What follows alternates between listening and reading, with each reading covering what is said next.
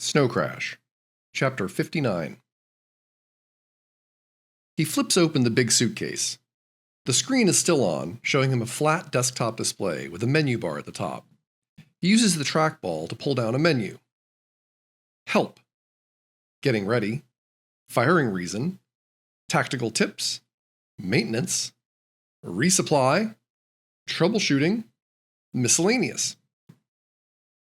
Under the Getting Ready heading is more information than he could ever possibly want on that subject, including half an hour of badly overexposed video starring a stocky, scar-faced Asian guy whose face seems paralyzed into a permanent look of disdain.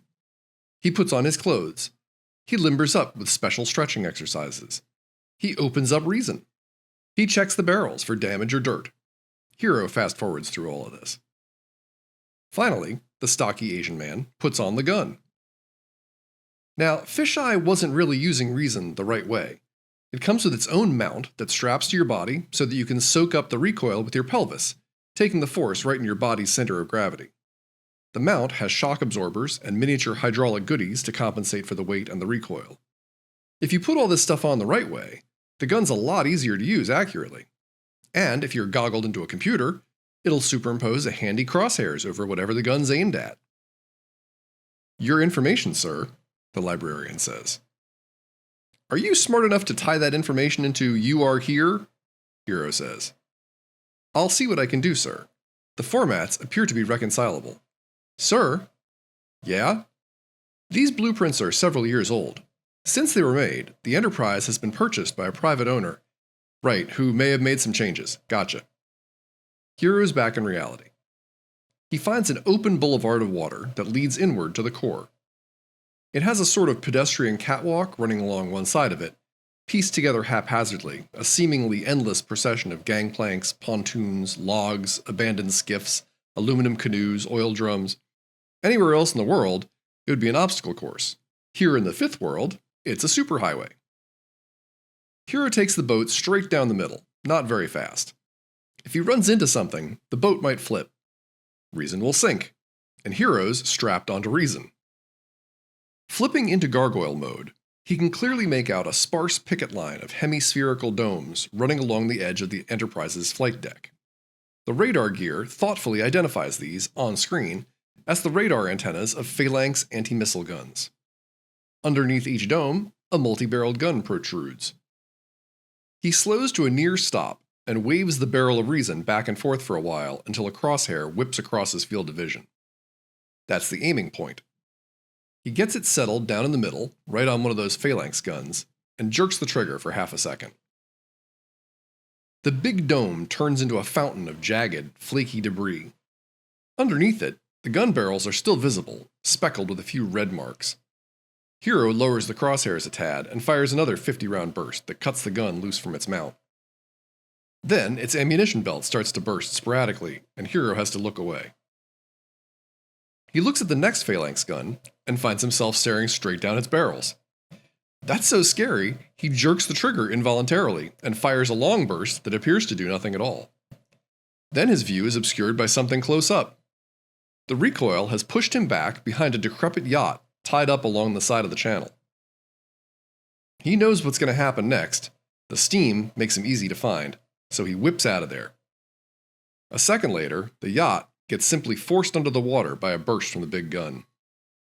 Hero runs for a few seconds, finds a pontoon where he can steady himself, and opens up again with a long burst. When he's finished, the edge of the Enterprise has a jagged, semicircular bite taken out of it where the Phalanx gun used to be.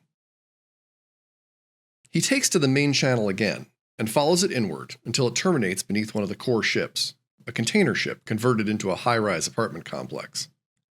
A cargo net serves as a ramp from one to the other. It probably serves as a drawbridge also, when undesirables try to clamber up out of the ghetto. Hero is about as undesirable as anyone can be on the raft, but they leave the cargo net there for him. That's quite alright. He's staying on the little boat for now. He buzzes down the side of the container ship, makes a U-turn around its prow.